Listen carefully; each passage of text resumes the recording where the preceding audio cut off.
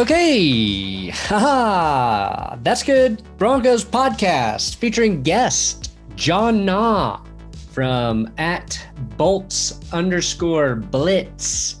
John spent 35 years working in the Chargers organization. He is as deep of an insider as you can be. We'll talk a little bit about the Chargers head coaching hire and Brandon Staley.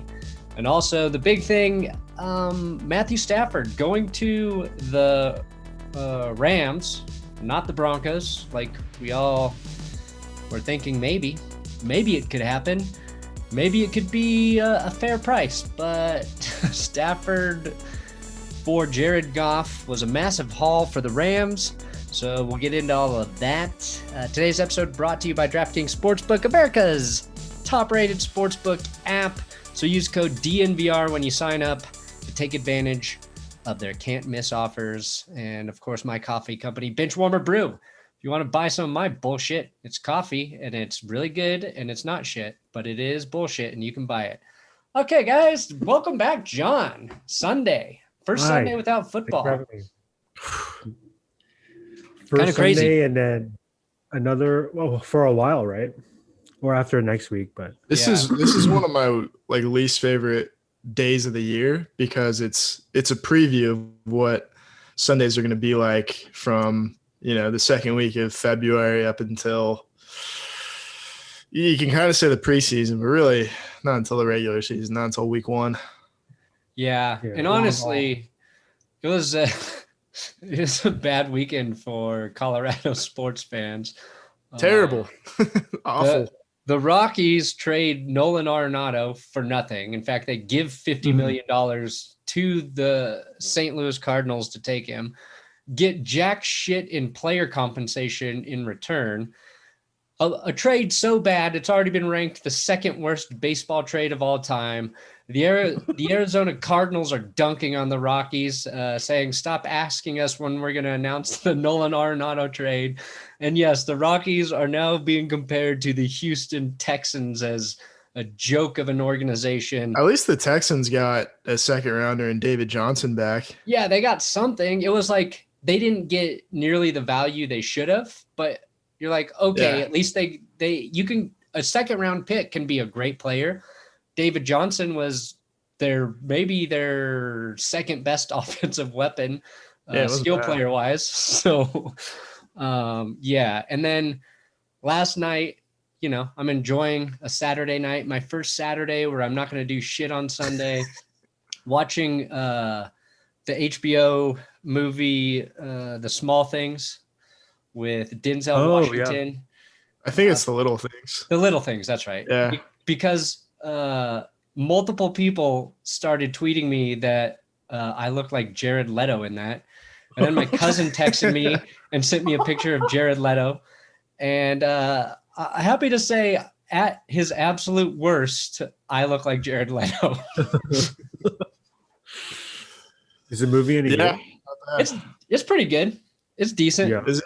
Yeah. I might have to check it out. Who directed it? I don't know. Is it like it's like a procedural mystery kind of movie? Kind of unfold? It's like a regular Hollywood mystery movie. You guys should watch The Sound of Metal on Amazon. Oh, I've almost watched that. Yeah. The documentary, right? No, it's a feature. Oh, is it? Yeah. But it's about heavy metal drumming. It's about a heavy metal drummer who loses his hearing. Oh, yeah. Really good. I like it already. Break out the sound system, crank up the bass. Good time. Yeah, I'm gonna watch the Sound of Fucking, and it's about a porn star who loses his hearing.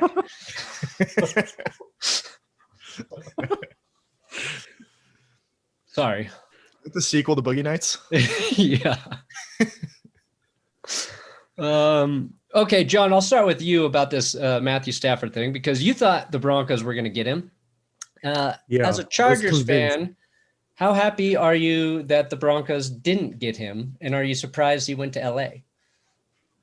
I was actually really surprised he went to LA, but I think it's not a bad move at all. But I'm interested to see how he plays with a good, with a good team around him, and hopefully he proves people wrong. Because Yeah. it would be a huge letdown if he like totally sucked, Yeah. And I always knew that the Rams had to move on from Jared Goff. That was an obvious, and so it was interesting to see how they went about that, because I thought the contract would tie him up, but obviously it didn't. And so it's fun to see teams kind of do things differently that you have seen in the past, Yeah. especially in the league, and especially with big contracts. We've never seen someone get moved off like that. So it's like, oh, is this the new thing in the NFL now? Like people anyone's tradable. All the Anyone can Rams move. do is move on from big contracts. Mhm. Well, it's something they do in the NBA a lot, where a team who's totally screwed by a massive contract finds a shitty team that's rebuilding and has a ton of cap space, and they're like, here, you can have our first round pick, you pay him, we get that off our books, we kind of get to start over and try to win now. Doesn't matter. Who are the Lions going to pay? Like, what do they need that money for? Seems like they're trying to bottom out this year. Maybe not. Maybe they do play Jared Goff, but it could be like a Brock Osweiler situation with the Browns a few years ago, where they just cut him after the preseason. Yeah, it'll be interesting. And the other part, like, I guess the sad part of this is, like, Jared Goff's not a bad quarterback. He's just not he's not a great quarterback, and he definitely needs to be playing for a good offensive coach. But it's like, if the Lions do roll with Jared Goff this year, assuming they get some pieces, because they've got a bunch of, like, both their top receivers are free agents. But, like, you could win some games with Jared Goff. But it's like, I think the question is, we don't know what the Lions' plan is. So Will brought that up about Osweiler last night, and I ran with it for the episode this morning. And then I said John Dorsey was, orchestrated that. But then somebody was like, he signed at the end of 2017. It was all Sashi Brown. Oh, yeah, Sashi. Yeah, I was like, oh, fuck. That was the one thing. I looked it up to check. I was like, Dorsey, 2017 with the Browns, Osweiler traded 2017. I'm like, okay. But I didn't read enough into it. And I was like, God damn it. It was like immediately after I posted the video, some dude was like, it wasn't Dorsey. I was like, damn it. Oh, yeah. If you make any sort of mistake, and this happens all the time when I write a video for Adam, I get one thing wrong, and it's in the comments within 2 minutes. Yeah. There's always someone to jump all over you. And somehow it's like 13 minutes into the episode, and you're like, how'd you get 2 minutes into the episode and already figure out that mistake? You son of a gun. Yeah. It's awesome. But so, last week we were talking about Stafford would be smart for the Broncos to pursue, and apparently they did pursue it. So I think that's good. I think it shows that new GM George Payton already willing to explore, ways to improve the team. And I believe Stafford would have been an improvement over Drew Lock. But then Cliff was reporting that, well, I think he was trying to report that the reason the Broncos, it didn't happen is because the Broncos didn't want to give up Drew Lock, or they really liked him. And he used some weird phrasing about the Broncos having a young core. And so I heard that the Lions wanted Drew Lock and some of the young pieces the Broncos already have, which would have made sense for the Broncos to not want to give up. We're not going to give you like the 9th pick or our quarterback and these guys we just drafted who we want to build around.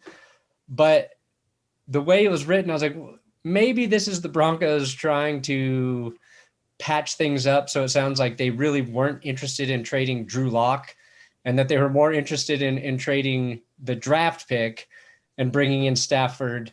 Even though, like, if you were going to bring in Stafford, that's already like the signal to Drew Lock that we don't really believe in. Right. It's they're trying to avoid a Jay Cutler situation when they tried and failed to trade for Matt Castle, which and I also heard that, the Rams just offered so much more than everybody else that the Lions were like, yeah, we're definitely taking this offer. Yeah. So it wasn't 12 years later. I'm still trying to wrap my head around trying to trade for Matt Castle. Oh God. It is pretty sad. There's like I don't see anything, any tribute to Jared Goff at all on Twitter. It's all like Stafford, highlights. Him Right. playing hurt. You don't see a single nothing about Jared Goff getting them to the Super Bowl. Well, 3 and all Jared that. Goff's probably gotten closer to winning an MVP than Matthew Stafford has. Oh yeah, absolutely. Jared Goff has won 3 playoff games in his career, in a career that's like half as long as Stafford's been. Less than that. And yeah, it doesn't get any credit. And like, I know he plays for a good team that had a lot of pieces and really good coaching, but they're both number 1 overall picks. And if you look at the accolades, it's Goff by a mile at this point. Yeah, it's crazy. It's just like it's one of those situations, and I think we're gonna find out. Like Sean McVay gets way more credit than Jared Goff, right? Yeah, and we don't Sean really McVay, know like how much of that's true. And Goff had 2 4,600-yard seasons. One of those, his touchdown to interception ratio was like terrible, but the Super Bowl run, like that was a legit season. He went toe to toe with Mahomes in one of the craziest Monday night games, we got to watch, and the Rams won. And even in the playoffs, like he fucking played with a surgically repaired thumb, like a week. And I thought he before. played pretty well. And he wasn't like lighting up the defense, but he was incredibly efficient as their quarterback. Like he wasn't making a ton of mistakes.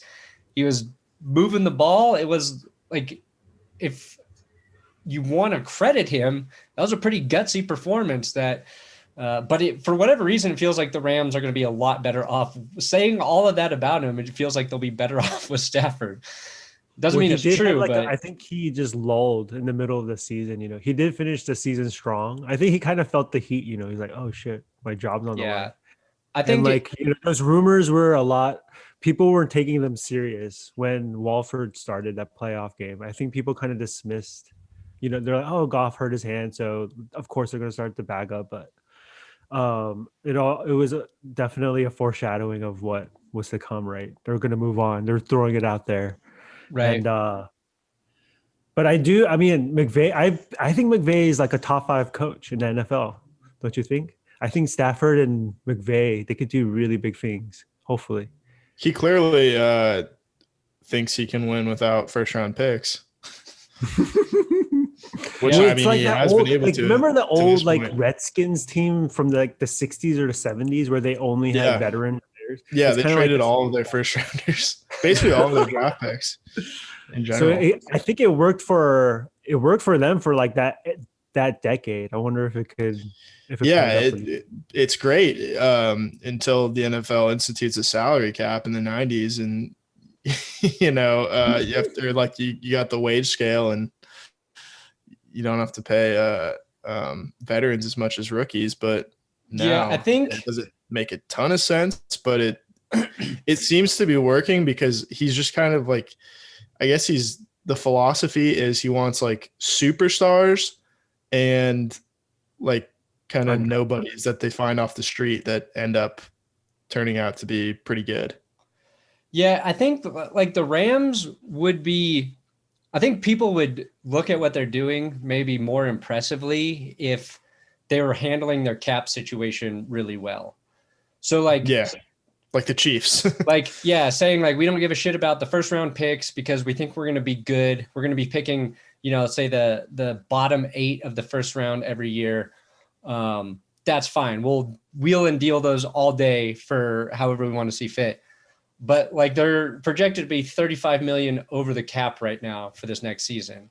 And they've had bad contract after bad contract that they've had to kind of move on from. So it's like if they're doing that really well, then I would be like, yeah, I totally believe in the system. And I would agree with John. Like, it's just kind of cool to see a team do something in a different way instead of it's just like the other way, I guess, is like stockpiling picks to try to rebuild your team. When did the new CBA, when did they have to renegotiate that? Do you know? Is it like 10 years from now? That was last off season. So it's like 10 years or some shit. Yeah. About it. 9 or 10 years. Maybe it's 11 years. I wonder if some GMs just like abuse the system until they have to renegotiate. They just go into red until renegotiations, and then they like kind of rebalance everything after that. Could be. I mean, do you guys think so? The salary cap's going to be down, what, like 10% this year? Yeah, Something like that. It's a big. Yeah, it's a lot. Do you think? I'm thinking maybe if I'm a GM or if I'm just a free agent, an unrestricted free agent, maybe the move is to just like seriously backload those contracts to make it work this season. Be like, all right, I'll take, I'll take 10 million this year, but you're going to pay me 18 million next year or more than that, whatever. Maybe that, because otherwise, like you get a situation like in baseball where you got great players who don't get signed into like spring training. Yeah. Because owners are, being cheap and trying to drive the price down. Yeah. If I were a player, I think I would be much more open. Like, say if I were a healthy player, I'd be much more open to taking like a 1-year deal this year and kind of banking one on myself and that the cap's going to go back up hopefully next season and that you can make probably a good chunk more if you just, do a team friendly. If you try to time it right. Yeah. Yeah. It might be like, that would be a good argument for it, I guess. I think the one last thing I wanted to say, like with McVay moving on from Goff and us kind of like crediting Goff a little bit, because I don't know how many people are going to do that. I think probably the biggest thing is that McVay didn't see the progression from Goff that he probably wanted. Like Goff's first like really good season there with McVay was a preview of what should have been like a stepping stone for the next season. He got better. And it seems like to me, it's just like he just plateaued. Like this is what Goff's going to be. And yeah, we can get back to the playoffs with him, but I want a guy who I think can be a top 5 quarterback in the league. And, assuming even top 10. Top 10. Exactly. Like Goff was always just going to be like between 10 and 20, right? As your type of QB. But that would probably be if like they said there's frustrations between McVay and Goff. I'm assuming it would have to do with like, dude, you're just not getting better. Like I'm literally giving you these great plays in your ear. Now throw me 5,000 yards and 40 touchdowns and win me a Super Bowl. Do you think Watson leaves? Like, I don't think do you think they move him? I don't think they want to move him. I feel like his leverage is lessened as the day goes by. Well, your leverage is you can have you can leverage yourself into anything as long as you're willing to sacrifice X amount of dollars. It's like Carson Palmer, and I think Carson Palmer like truly meant it when he said, "I'd rather not play football than play for the Bengals." And I legitimately felt like he was at peace with that decision. And then, the Raiders, like Jason Campbell gets hurt in the middle of the season and they send a first and a conditional first for Carson Palmer in the middle of the 2011 season. And Mike Brown realizes finally like, all right, we can't pass this up for a guy who's clearly like serious about just hanging it up. Yeah. I think if the Texans were serious about keeping Deshaun Watson, they wouldn't have hired David McCulley. Was it David Culley? David McCulley Culkin? Like, I can't even remember the fucking name. Like, I don't think that shows like it's even like if they think that's the guy who's going to reshape the team and their plan is this Josh McCown is your future head coach thing, then they don't know what the fuck they're doing. And of course they're going to say they want Deshaun and they're not trading him. That helps their leverage. But the Texans might not have any intent on moving him, even though they could get a haul. Like Deshaun Watson's plan might just have to be like, once training camp starts, just say you're injured. Fines. No, show up and then be injured all the time. Like burn across. Yeah, just be like, no, my ankle's wrong. I can't play. Like maybe, he and JJ Watt collide in the middle of the field to injure each other. And that's how we do it. Yeah, Watson's just got to say like his head. My head's not right. I've got a head injury. Yeah. Oh, that's like, yeah, it's like how I would get out of school in 6th grade. Like, head hurts. Sorry. Yeah. Oh, what? You know, like, how would I know? You can say whatever you want, you know? I faked so many stomach aches in, I think, kindergarten that like my mom took me like a stomach specialist before like my parents learned that I just didn't want to go to school.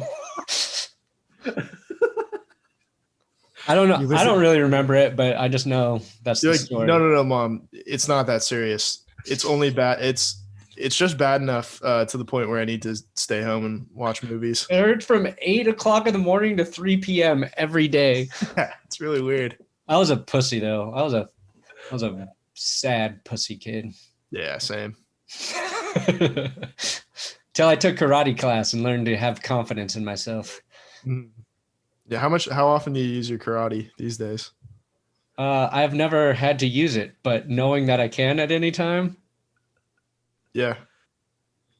I went from like having not enough confidence to having way too much confidence. Like there was not a good middle ground for me. Is this why you're so into Cobra Kai? No, it's just a nostalgic sort of really cheesy show. Is that show good? Yes and no. It's like I'm surprised. I heard it's on its 3rd season. I'm like shocked. I was like, yeah, it's really popular.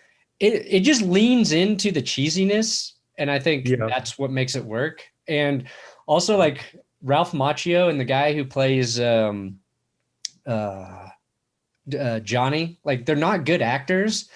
Like you could say they're actually pretty bad actors. But to me, like that makes it really fucking funny. It makes it more entertaining. Yeah. So you have this like weird storyline in it. Like I was a huge Karate Kid fan and it works. And then you have like all these like teen actors. So it's like this weird blend of this old show where they kind of have like an R-rated sense of humor. And then it's this weird like teen pop show that gets super corny and really bad at times. But if you're willing to like forgive those flaws, then it's fucking awesome. Do they fight in every episode? Yeah, there's lots of fighting. There's like always like all these conflicts just turn into fist fights, which is pretty badass. That's kind of cool. There's like it sounds like a good background show. Yeah. While you're working. And there's like a serious market for that kind of entertainment. Yeah. You can be half watching and still get the point. It's funny because like I remember the Karate Kid movies really well, but like in the show Cobra Kai, they cut back to Karate Kid clips. Like I think like to show like the original movie. Yeah, they use original movie footage like all the time. Like, but to the point where like they're just they start re-showing like the same scenes over. Like, we don't need to see this again. We know how many times Daniel LaRusso kicks Johnny in the fucking face with a bad ankle. So is like the main theme of Cobra Kai bullying? Because isn't that like that's what I remember the most about all the Karate Kids? It's like it's all about bullying, right? Like a bunch of kids just ganging up on one guy. Yeah, but even rewatching the Karate Kids, like Daniel sort of antagonizes them sometimes and causes trouble to come his way. Just like this cocky kid, fish out of water story. No one's altruistic anymore in movies. Everyone is flawed, right? Yeah, that's how real life is. And they do the flaws with the kids, but yeah, bullying is definitely a big theme in there. But then like the bullies get super badass at fighting, or the kids who are bullied get badass at fighting, and then they become the bullies. So I was like you as a kid. Yeah, took 1.5 years of karate, and I started talking as much shit as I wanted at school. Could back it up, except for the 5th grader who slammed my head in the bus window. He wasn't scared of my karate. Oh my God. And you didn't even have a beard back then to cushion the blow. No, he made me cry. That was like the only time I really got bullied though. Said my dad didn't have a dick. It was he was mean. What? I feel like you're living proof that your dad does have a dick. Exactly. The logic doesn't check out. Although I never rode a school bus as a kid. I feel like I missed out. Oh, yeah. I missed out on some kind of... Yeah, me neither. My brother did. He would tell me all the stories, but I missed out. I rode my bike. I did too. Yeah, I just never. I live too close to the school to need a school bus. It's too spread out and suburban, so. But I probably would have just got like bullied anyway. A ton of fights, and yeah, I mean, I would have been doing the bullying, obviously, but I would have been slamming kids' heads into bus windows.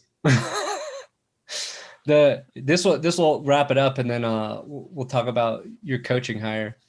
Yeah. But our bus stop, like I used to have to walk. Like we lived on this in Pueblo West, so it was like this prairie town, but we were on the golf course, so I had to walk to the other side of the golf course. And there's these giant weeds that grew there. So we built this fort out of weeds. And I drew a picture of the Karate Kid to bring so we could hang up in the weed fort to look at before our bus came. So that's how much I liked the Karate Kid. Which, speaking of Karate Kids, DraftKings. Speaking of Karate Kids. We are 1 week away from the big game. Super Bowl 55. A game this big deserves a big prize, not just some trophy. To finish off the football season, DraftKings Sportsbook, America's top-rated sportsbook app, is giving all players a no-brainer of an offer. To celebrate football's finale, DraftKings Sportsbook is doubling your money if a touchdown is scored in the big game. That's right. All it takes is for one touchdown to be scored on Sunday night, and boom, your money is doubled. Sounds like a no-brainer. As if this game wasn't enough reason to party, with double the cash, you'll be celebrating till next season. Yeah, baby. Don't forget about DraftKings Big Game Prediction Challenge with up to $55 million in total prizes up for grabs and instant prizes for everyone who enters the contest. DraftKings has paid out over $7 billion to its players since 2012, so they know a thing or two about big paydays. Download the DraftKings Sportsbook app now and use promo code DNVR to get a shot at doubling your money if a touchdown is scored in Sunday's game. That's promo code DNVR to get a shot at doubling your money during Sunday night's finale. Only at DraftKings Sportsbook. You got to be 21 or older. Colorado only. Suck it, John and Will. Restrictions apply. See DraftKings.com/prediction/challenge-DFS for details. Gambling problem? Call 1-800-522-4700. Okay. I have decided I'm going to gamble on the Super Bowl. What's that? I've decided I am going to gamble on the Super Bowl. What about you guys? Any interest? Maybe. I would if I could. How are you going to do it? VPN? Maybe I'll funnel it through either Brandon or my 91-year-old grandfather in Colorado Springs. There you go. One of the two. What am I doing with this money, Will? Is this the birthday money you said I sent you? Who do you think's going to win, John? If you're going to put money on it? Oh my God. I think Brady's going to win. It's hard to bet against Brady's going to win, or the Tampa Bay Buccaneers are going to win? The Tampa Bay Brady's. I think Blaine Gabbert's going to win. Yeah, baby. I don't know. I hate to say it, but I feel like he's going to pull it out. Well, are you rooting for the Chiefs? No, I'm not rooting for anyone in particular, but okay. I am. They've just been playing so well lately, and I think the injuries to Casey's O-line is not to be taken lightly. If they can't run the ball and they can't protect Mahomes, it's going to be big trouble, big trouble. And Tampa Bay's offense is like actually playing better than Casey's offense the last couple of games, in my opinion. Yeah, and I think the big thing too is the two tackles being out. Yeah, it's huge. We know Mike Remmers typically not super reliable in the Super Bowl, historically speaking, going back a few years. Von Miller worked him. Yeah. Maybe hopefully Shaq Barrett does the same thing. He's going to. Yeah. And I mean, Devin White and Levante David, I think, are two guys that I don't want to say like I trust them to cover Travis Kelce because I don't think anyone's shutting him down, but they could totally limit him or just like jump in front of a pass at some point.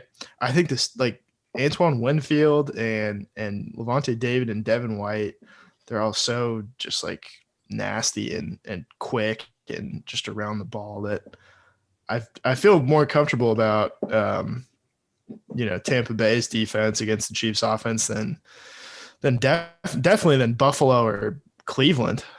Yeah, they match up well. The speed. Yeah. Which still matching up well against the Chiefs means giving up 30 points. Yeah. But it's pretty much just tightening up in the red zone, right? That. You're gonna give up yards, but you gotta play. It's gonna come down to situational football. The third and ones, fourth or you wanna play them like the Broncos did in the regular season. Mm-hmm. It's just let them drive down the field. It's hard to stop that, but then really tighten up in the red zone. Yeah, because you can. If you're not worried about that deep threat over the top, which is where Tyreek Hill and the Chiefs, make a considerable living. You isolate what they can do as an offense when you tighten down in the red zone. So as long as that's where you play disciplined defense, then you can win. And the Bucs can definitely do that with their front and having two good linebackers, because the Bucs' liability might be their safety position, as both, Jordan Whitehead and Antoine Winfield Jr. are hurt. And I think Whitehead's a stretch to play. Winfield probably will, but even if he's say a half step slower that against Tyreek Hill, that's a problem. So then the concern is, as long as you're not giving up those touchdowns over the top, you can give up big plays as long as you tackle them before they actually score and maybe get a couple stops that way.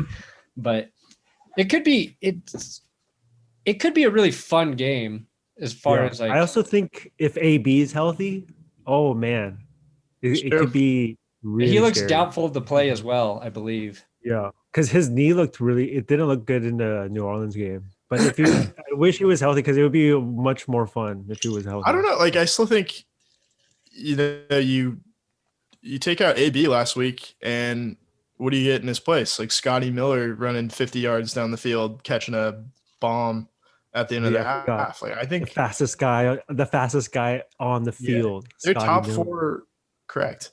Their top four receivers are really, really good without Antonio Brown. Yeah, and Miller and Johnson kind of make up for, I think, the production you get with one AB. It's so sad. I really don't want to see either team win. And if the Bucs had any quarterback but Brady, I'd be rooting for Mike Evans. I'd be rooting for Bruce Arians. I'd be rooting for Shaq Barrett. I love that they've got some rookie young guys playing well. Hell, I would even want to see Ndamukong Suh hoisting up the Super Bowl trophy. You know what I mean? There's so many guys on the Bucs I would want to root for. I would be rooting for Scotty Miller to look faster than Tyreek Hill. Do you hate him more now that he's not a Patriot? I hate him the same. You don't respect him a little bit? You don't like him a little bit more? No. I think him leaving the Patriots when they needed him the most was fucking cowardly. Cowardice. That's a great spin. Yeah. My opinion on Brady has softened over the. I used to, I was like you. I hated him a lot, but now I actually kind of like him. I wouldn't say I like him. I would say I've just gotten used to it. I've accepted it. Yeah. So I probably don't actually harbor any real football hate anymore. Just because it's kind of crazy what he's doing though. You have to admit. Oh, no, him playing at this level at his age is insane. I'll definitely give him credit for that. But he's playing the same average football and getting a ton of production. Overrated, gets more credit than he deserves, throws 3 fucking interceptions in a playoff game, still wins. That stuff. That's all that ever bothered me about him. Mm-hmm. That's what it boils down to. It is, I just don't think he's as good as he gets credit for. Yeah, I think that's a fair argument. Same thing I say about Patrick Mahomes every single day of my life. Yeah, that's fine. Maybe you'll be proven right. Maybe one day when Brady and Mahomes have literally all of the passing and touchdown records and they're both retired, we can enjoy football again. But seriously, when is Brady going to retire? At what point? Is he going to have to suck so bad that he can't get a starting job anymore? Maybe. Is that the point where he hangs it up? I feel like he might get a hit before that. He might get a hard hit. Who knows? Maybe we could have it in this game, and we can get that Blaine Gabbert MVP. That's the ultimate. Brady. He's really good at like falling down before he gets hit. Oh yeah. Manning was good at that too.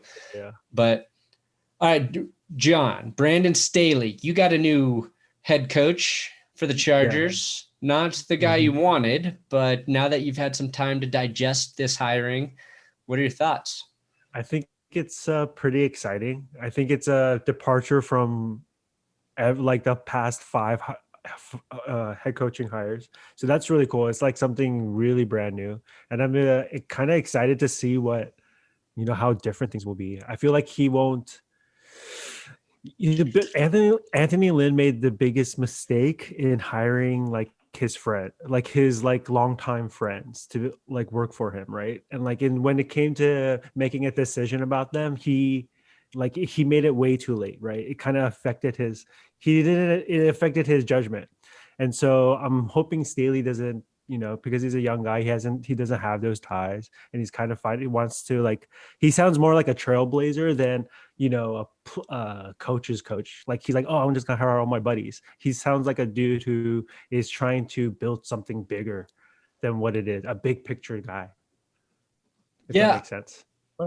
I think seems like a more intelligent approach. It's more, everything sounds more strategic already. Whereas the other way, the Anthony Lynn way is like, okay, everyone knows what to do. We're just going to keep on doing it, encourage everyone, right? Whereas Staley is it sounds more cutting edge. So it's more sexier for sure. We'll see if it actually works out. Yeah. He seems like an offensive coordinator he kind of talks and like looks like an offensive coordinator, but he's a defensive guy, which feels kind of rare. Yeah, but he's quarterback in college, so he's got like a good, I think, well-rounded knowledge to do it. Yeah, like a defensive guy who's an offensive guy. Yeah, that works. Yeah. No, I think it might be like we might look back a couple years and see that hiring as kind of like the under the radar, really good hiring of the offseason. Sometimes what was he like with the Broncos? Is he like, he was there for such a short He was the outside linebackers coach. So yeah, we had good outside linebackers. So I think it was Chubb's rookie year and Von Miller is when he was there, right? Yeah. So Chubb's best season, Von Miller played pretty well. But yeah, I fucking forgot he was even a Broncos coach until I then remembered. Honestly, what reminded me was he was on NFL Network and he had just like one eyebrow raised. I was like, that dude looks like young Jack Nicholson. I was like, oh, that is the guy I said looks like John. And then I've already had like the image photoshopped together. I tweeted out like 2 years prior. I was like, oh, that's the same guy. So now you've been covering the NFL that long, where like you kind of just forget who you made jokes about, Oh, I've probably made the same jokes so many times unintentionally. That's doing it for a long time, drinking alcohol every week. Just your brain, it don't work the way it used to. Yeah, we hired Ronaldo Hill as our DC. He played for the Broncos now. He did for a little bit. Yeah. I think he's kind of past his prime at that point, but yeah, he's a good defensive backs coach for us. You need who's the OC? The OC is Vince Lombardi's grandson, Joe Lombardi. Is he young too? He's like 30, upper 30s, 40, maybe 40. That's nepotism if I ever saw it. Totally. Yeah. Sean McVay hired Wade Phillips, so he had that one old seasoned veteran coach. I was kind of hoping he would do the same thing because Staley does run a 34 defense. Yeah. You know who he could have hired? Who? Lots of head coaching experience, older than him, Adam Gase. Good Lord. As the OC, oh my God. That would be the kiss of death. Oh, that reminds me. I think if you ever want to argue why you think Peyton Manning's better than Tom Brady, it's because he made Adam Gase look like a good coach. Yeah. Boom. Argument over. He also lied. He also lied to get him a head coaching recommendation. Yeah. He lied for Adam Gase. That had to be just a bald-faced lie, right? Yeah. You talk up your friends. People you like, you talk them up. Yeah. He also, I mean, Manning got Caldwell hired in Detroit. They should have stuck with it, but which is funny because now Stafford, like in the Deshaun Watson episodes I've done, like the Patriots always get brought up as a possibility. And I've said multiple times, like, he's not going to the Patriots. Like, he's a guy like that's not going to want to go play for the organization that has sent over the pieces that he is unhappy with. And so sent them back and like ordered them back with Matt Patricia. Yeah. And like, so, Houston has Nick Caserio came over from New England. Easterby came over from New England. Like that's what he hates. He's not going there. And so to see that Stafford said the only place I won't go is New England, I think gives some truth to like the people coming out of there. They try to replicate that sort of attitude and environment, and it doesn't work.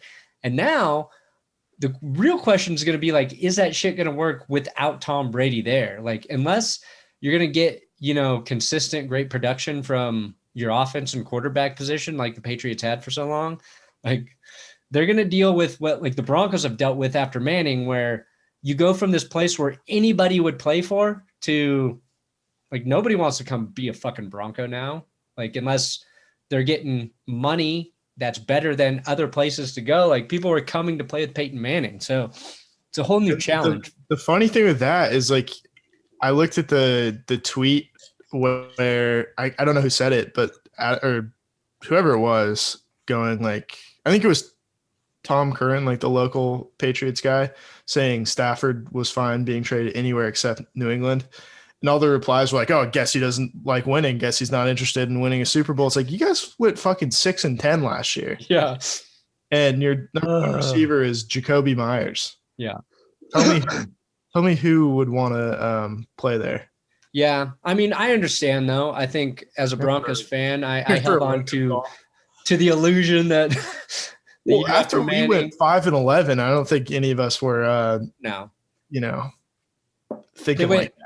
They went 9-7 with Simeon, right? That year after Osweiler. Wait, no, Simeon.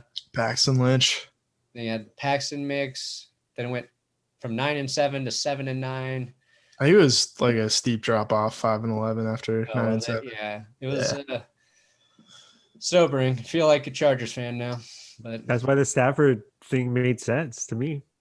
Yeah. You have that long history. You got to make a big change up. That's what the Chargers did. Like after the Ryan Leaf thing, we went through like 6-7 different quarterbacks until Breeze. You just got to make a big move, I feel like, at a certain point. But I guess those were all big moves in hindsight, right? In the moment, like drafting Paxton Lynch was kind of considered. Yeah, they traded up. It just didn't pan out. Yeah. Sometimes it's better to not get what you think you want. Paxton Lynch always is better that way. Always is better that way. It's super rare to like intentionally get a player and it work out, right? It like almost never happens. Very rare. Yeah, I mean, I think I'd say it's like 50-50-ish maybe. Depends. You're talking draft, you're talking free agent deals. I think the draft is I think it's way less likely to get a good player than in free agency, because you don't get a choice. If you don't get your draft, you're stuck to your draft position, right? Where free agency, there's a greater bubble of uncertainty with the draft. Like free agency, you have a NFL sample size that you're able to evaluate. But the risk is almost the risk is pretty high there too, because you have to pay, like an established NFL price for an established guy. And at that point, like there's still the chance that they don't pan out, and then you got the price tag to deal with there. Whereas with the draft, like it used to be a big deal. That's why, teams were interested in trading out of the first pick pretty often, because you had to pay them like, as much as you had to pay them like a Oh, I forgot. Yeah, like the Sam Bradford quality free agent. And now there's just not that much risk attached to it. Yeah, it used to be bad, poor teams didn't want to pay for those high draft picks. Right. And then the wage scale, and Sam Bradford's a rich man. Yeah. NFL hero, really. I think so. Yeah. Him and Chase Daniel. Yeah, seriously. The Chase Daniel thing. It really is like it's the best existence possible to be an NFL backup. Yeah, that's the dream. Mm-hmm. A backup quarterback. I wish I had trained hard enough to become an NFL quarterback, but not a starter. Yeah. Just good enough. Yeah. I would have liked to be a punter, I think. That's a lot of pressure too, though. Not as much as a kicker. Yeah, but a kicker you can become beloved. Yeah. I guess maybe I'd rather be kicking field goals than holding field goals. I feel like snapping would be tough. Holding for the snaps on field goal, I feel like is more, it's like there's a greater chance of fucking that up than kicking it in my mind. I'm not saying that's true. You don't want to pull a Romo, That's like the worst case scenario. Yeah. Yeah. Catch this ball and then get it on the ground and just have your finger touching it. It's like a weird thing. Like kicking it, you're like, yeah, I'm fucking blasting my leg as hard as I can towards this little odd-shaped ball. Sometimes it's not going to go where I want it to. How often do you and how can you, like, you need someone who can hike the ball to practice holding it, right, too? Like, you need another person to practice it. Yeah. Like, you can't just like, oh, hey, honey, can you practice, can you snap me some snaps? Yeah. Yeah, you can't really, like, get a jugs machine either. It's just you can't even get your son. You got to get like a dude who can do incredibly difficult. Yeah. It used to be like that was the backup quarterback's job, was holding the kid. Yeah. And then it switched to punters at some point. Jake Plummer was the starting quarterback and he used to hold. That's right. Which is smart. Like if the guy's got to get up and throw it ever, even though like it never pans out. I guess it's smart. Like it sounds like a nice idea, but they realize these situations never play out right, even if we have a quarterback throwing it. So it's always because if you pull a Romo, you just look way worse than you should. Right? It's like, oh, just put someone else in there. Yeah. Why I never understood why they don't put like wide receivers back there. They've got the best hands. Best hands. Faster. Yeah, exactly. And if they got to get up and run, yeah. Maybe we're on to something. Let's cutting edge. KJ Hamler holding punts in 2021. If I were the Chargers, I would put Austin Eckler back there as your punt holder. I want hands, someone with super fast, long arms that's just gonna, like, even if the punt's like way out or the snap's way out here, just gonna go grab it then bring it back. Your 6'4", it's like Calvin Johnson back there holding. Yeah. Like I put like Cortland Sutton and Allen back there. Yeah. Super long wingspan. Great hands. I think we just solved a massive problem. Yep. Huge problem in the NFL is holders. Yep. All right. I think we talked enough today. Make sure you follow @Bolts_Blitz on Twitter, especially if you want Chargers tidbits, stats, facts. Putting a lot of good info up there, John. Yeah. Just, things that I think about throughout the day that I just need to vomit out. So it doesn't stay there. Sorted thoughts. Yes. Yeah. Well, thanks for coming back. We'll have you more. Will and I are going to run out of shit to talk about in about 2 weeks. Very soon. Check out the. What do you guys talk about after the football season ends? Basketball? Free agency, the draft. Oh, it's still football. Yeah. Then it gets really tricky. Got a little bit of XFL last time. Don't have that. I know. Oh, I wish the XFL. I loved the XFL when it was around. It was so much fun. Yeah. It was like I was getting more XFL views than NFL views last year. Yeah. So yeah, I miss it more than anybody. Trust me. It did have a lot of juice. I was surprised. Yeah. And like I felt like they did less like goofy stuff because like the first time around they had like that blimp. They tried to like crash an actual NFL game with that blimp and stuff. They tried to like troll the NFL. I think they did it right this time, but hopefully they can bring it back. The Rock. If they'll be back in 2022. That's the plan.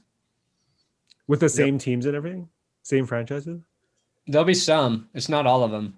I don't even remember the names of the teams at this point. Oh, you got the Battlehawks, like, you got the Vipers, you got the Defenders, you got the Guardians, you got the Hot Shots was AAF. AAF, yeah. I like the AAF. That was good too. But they just start over on the team names. So bad. Battlehawks, Defenders. It is crazy they got Bob Stoops to come out of retirement just to coach a team. Some of the coaches they got was ridiculous when you think of. I was like, damn, they got some real talent, like real coaching. So yeah, you guys like with Bill Cowher this time. Oh, that was. You guys had Pep Hamilton. He was the Defenders head coach, right? Yeah, he was great. He's a great teacher. Yeah, where's he now? He took an OC I don't think job? he got hired yet. I think he's still interviewing. He probably get an OC job somewhere. Yeah, he should. Yeah, he's been around forever. Should probably get a head coaching job. Yeah, Pep's like a cool name too. Pep's a great name. Yeah. Maybe it's not a great name for the leader, but who knows? Was this saying? What's the short for? Pepper? Gotta be Pepper. Pepperdine. Pepperito. Pepperoni. Hey, my little Pepperito.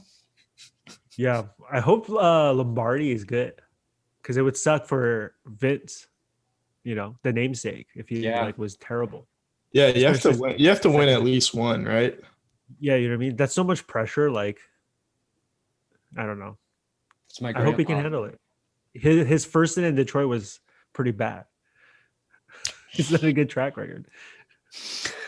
Well, he got fired into his second season. In the middle of the second season, they fired him. So if that is Chargers, I don't know what it is. Yeah, they should have kept the other guy, Shane Steichen. I saw a tweet about the Philadelphia Eagles coaching staff looking like Dude Perfect. Yeah, they kind of do. That's pretty fun. That was a rough press conference, but then again, like Mountain Florida, terrible press conference too.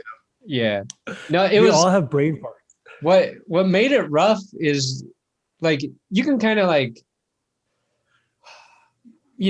mince your words a bit and stumble through it. People will be like, all right, it's nerves or whatever. But he was just talking about like not making mistakes and being better and it was like what he was saying, what he was trying to say, you needed to say eloquently. And that's what made it so like noticeably bad, I think.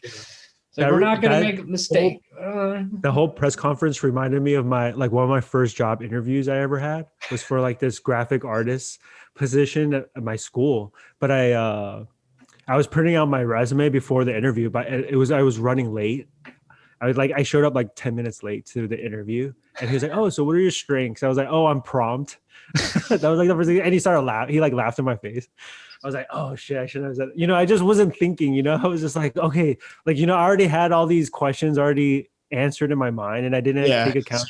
Call an audible at that point. Like I'm like, "Oh my god!" Like I felt so stupid, and I totally bombed the interview after that. But I was like, "Oh, I've totally been there." Like, just kind of just brain fart and just all downhill from there. Couldn't recover. I'm so glad I didn't have to interview with Brandon. You're hired. What are your strengths? I don't care. How cheap are you willing to work for? Sign. Yes. Yeah. Job interviews rough. If someone goes up there with a press conference and just totally, farts out their mouth, I get it. It happens. Yeah. Different guy in the locker room, I bet. Yeah. It's like, and you're like in front of, he's like, there were like no reporters there too. So I wonder if it would have gone better with people there as opposed to just a empty box. Yeah, probably. I'll leave you with this question. What do you feel better about? Nick Sirianni's press conference or Dan Campbell's press conference? That's a good question. You got one guy speaking very confidently, just saying some batshit crazy stuff. You've got another guy, it sounds like he's fucking terrified to be a head coach, but not saying anything weird.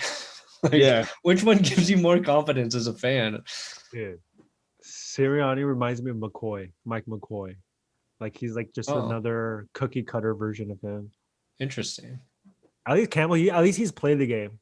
You know, you can respect them. Yeah, players like that. Players like player coaches. I don't know. Campbell might be all right. At least if you go down with like Campbell, at least you went down biting caps, biting kneecaps. Yeah, sucking weenuses, chewing on epidermises, sucking a ween, biting a cap. Dude, watch them go 0-16, licking low. I mean, if they don't get good QB play, the Lions could go 0-16. Like that defense was bad. Anyway, I was rewatching some of the YouTube, like you know how there's a bunch of YouTube videos on the 0-16 Lions. Right. And I forgot like John Kitna was like played for them and like Orlovsky. I was like, damn, they had some really bad quarterback play. It's Dan Orlovsky running out the back of the end zone. That's the other, bro. Imagine John Kitna as your quarterback. He would be perfect for the Texans right now. John Kitna. Yeah. Because of the Christian thing, you know? Like that's I feel like they're prioritizing that. You know what I mean? They want followers. Yeah, that does explain why McCown is there. Because McCown, you know, he leads Bible study. You know, Brandon, you know, you've been exposed. Yeah, he's very anti-masturbation. Wow. Oh, yeah, that's right. The masturbation clip. Yeah. I forget about that with old McCown. Mm-hmm. I think there is like this slight like underlying religious thing going on with the Texans. Well, that's the problem with the, you know. Yeah, we got a dirty blood situation on our hands. And I don't know how you get rid of something like that. It's really hard. It's the really bowling pin. Not advocating for that. That's a joke. Cal McNair strikes Easterby with bowling pin. Yeah. It's so fascinating. It's such a fascinating story. How one guy can just do all that. Yeah. No, it really is. It makes me want to get into the tricking NFL owner business. Like it shows like if you have a lot of charisma, dude, you can do anything in the world. If you have people believe you, man. That's all it is, dude. That's like 90%. That's why Brandon is where he is. He's hiring. Yeah, I mean, you're hiring other people to do the work, anyways. I got the wrong kind of charisma. I don't have the salesman in me, you know. Look, you know who? Let me tell you something. I'll be rooting for the Chiefs in the Super Bowl because those motherfucking fans buy merch. They are outselling Buccaneers fans on my T-shirt gimmick, like really? 10-1. Let's see here. I've sold 108 Chiefs, 108 Chiefs shirts, 12 Bucks shirts. Damn. Wait, what kind of logo are they? Do you make the logo? Yeah, I had it designed, but it was baby goat and goat. Uh-huh. So Bucks fans have to buy the goat shirt, and I'd root for the Bucks in the Super Bowl. Chiefs fans got to buy baby goat, and Chiefs fans crushing them by almost 100 orders. Hey. You should do it per capita though. Yeah, because then the Buccaneers are probably up. Do you see like the same fan base, like the Steelers, Packers, you know, Chiefs? Like those are like traditionally the stronger fan bases, no? The Raiders. That like show up? Yeah, that just buy merch or like just anything. Show up, everything. People who watch the show are, it's all over now, really. But Chiefs fans show up. Like Packers fans, probably not as much because Tom Grossi's out there. So like they already got like a dedicated Packers guy. Eagles fans were showing up when they were on their Super Bowl run.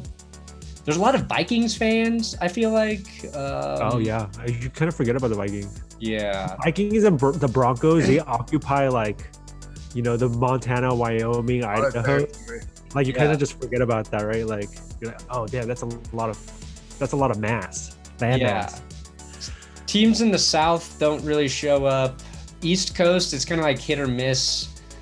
Bills fans showed up. Bills fans were good. It's cyclical. It's like which teams are playing better, all that shit. But you find out which fan bases have the best sense of humor, really. No, totally. Anyway, that's it. Good night and good luck. John Elway never had an ACL.